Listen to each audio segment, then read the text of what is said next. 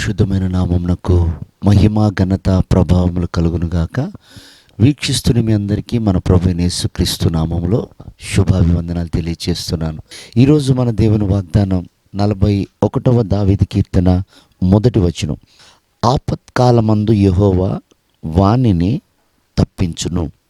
ప్రియమైనటువంటి దేవుని సంగమా, ఆపదలు అనేకులకి కలుగుతూ ఉంటాయి.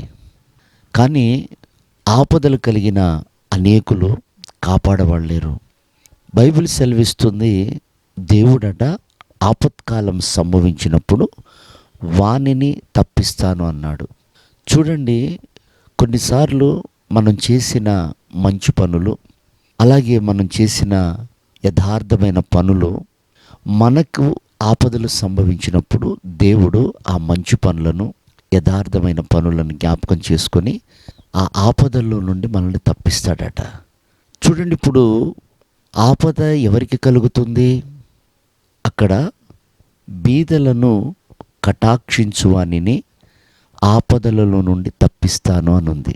అంటే నీవు దీనులను కాపాడినప్పుడు, తృణీకరింపబడిన వారిని చేర్చుకున్నప్పుడు, కృంగిపోయిన వారిని నువ్వు ఆదరించినప్పుడు, అలాగే బలహీనులను బలపరిచినప్పుడు నీకు ఆపదలు సంభవిస్తే దేవుడు ఆ ఆపదల్లో నుండి తప్పిస్తాడట.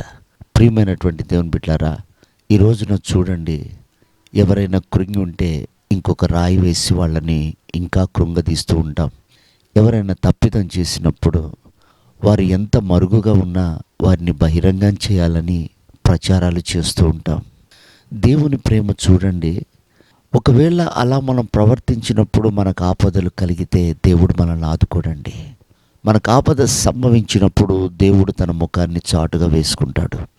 ఆయన అంటాడు, నీవు బీదలను కటాక్షించినప్పుడు, కృంగిన వారిని లేవనెత్తినప్పుడు, బీదలను పోషించినప్పుడు, వారికి సహాయం చేసినప్పుడు నీకేదన్నా ఆపద సంభవిస్తే నేను నిన్ను తప్పిస్తాను.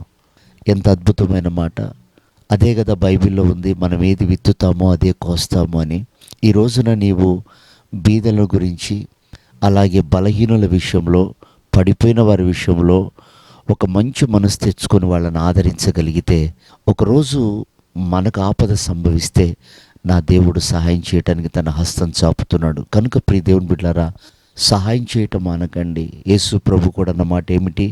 నీవు వస్త్రం లేని వాడికి, నాకు వస్త్రం లేనప్పుడు నువ్వు వస్త్రం ఇచ్చావు, నేను ఆకలిగా ఉన్నప్పుడు నువ్వు ఆకలి తీర్చావు అన్నప్పుడు, ప్రభువా నువ్వు ఎప్పుడు అలా ఉన్నావయ్యా అని అడిగారు. అంటే అవి లేని వారికి, వస్త్రాలు లేని వారికి నువ్వు వస్త్రాలు ఇచ్చావు కాబట్టి నాకు ఇచ్చినట్లు అన్నాడు.